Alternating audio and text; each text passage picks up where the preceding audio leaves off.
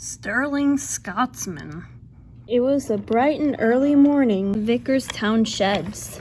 Flying Scotsman was boasting. "I'm the fastest engine in the world," he said. "You guys wouldn't understand. Going fast makes you feel free." "True," Neil said. "But going fast can get you in trouble." Derek snickered, but Emily was interested. "Me and City of Truro, we made world records crossing London multiple times." "Not the only fast one, Flying Scotsman. I made an 82-mile trip in an hour and 60 minutes.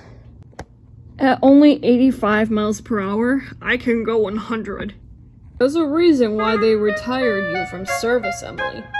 You're just good for being a light goods engine, not a racer like me." "What?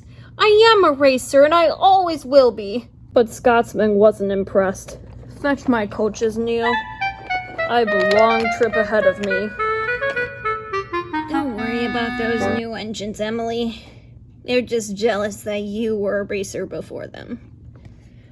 Poor Emily wasn't sure. "Excuse me, I have to go get my goods train." And she puffed away from the shed.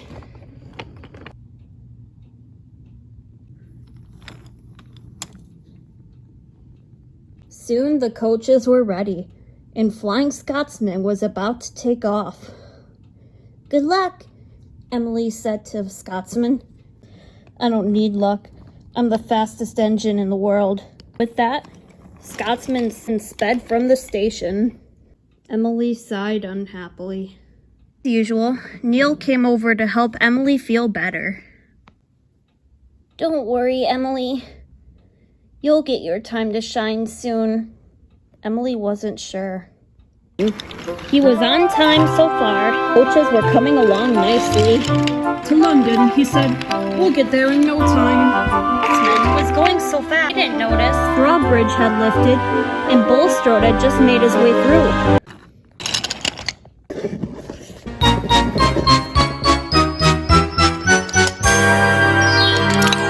The Scotsman had splashed into the water and was blocking all boat traffic which needed to get into the harbor. Bulstrode was impatient. "You silly steam engines. I'm always late because of you." Passengers were most upset. How would they get to the station now at Knapford? Until the engines at the station Heard about the accident.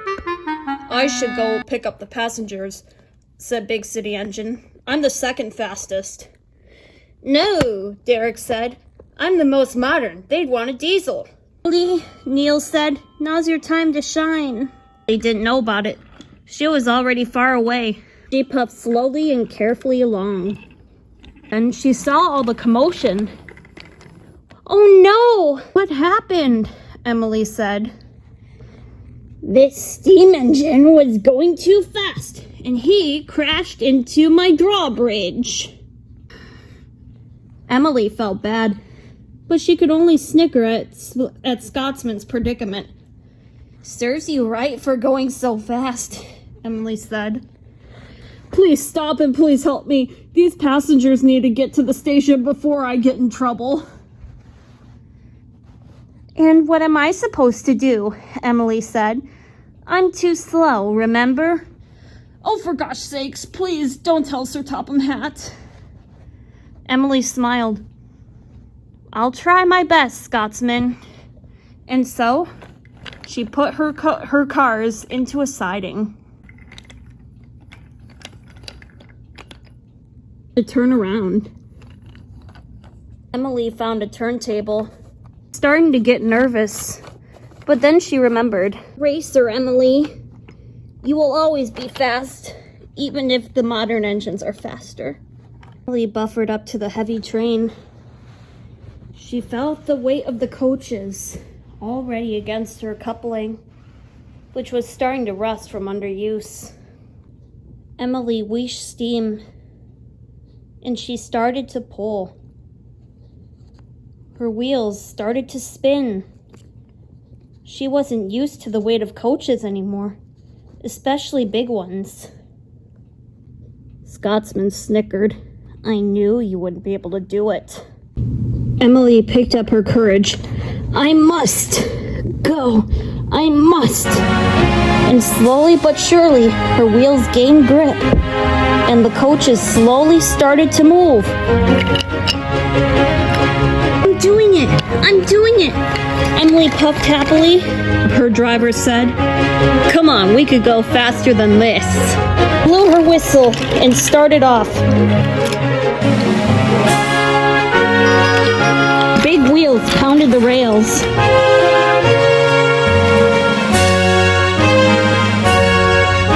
"We're almost there," said her driver.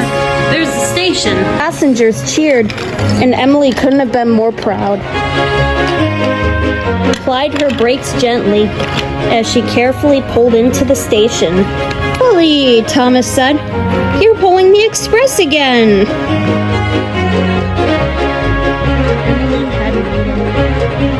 The fat controller was most impressed. "Emily, would you like to be back on express duties?" Yes, please, sir, Emily said excitedly. I knew I'd get to racing again. That night in the sheds, Emily found that the other engines were pleased with her. Told her sorry they were for teasing her and telling her she wasn't fast anymore. Scotsman was silent when he came back to the sheds that night after his accident. He found the other engines were snickering at him. "What? What's so funny?" he demanded. "Victorian engines are not really fast, are they, eh, Scotsman?" Big City Engine snickered. "Oh, be quiet," Scotsman said, and he angrily bumped into his shed's buffers and closed the door. I told you, dear, that you would get your time to shine, Neil said to Emily. Emily sighed. You were right, Neil. All I have to do is believe in myself and I can do anything. So, she happily went to sleep, and so did all the other engines.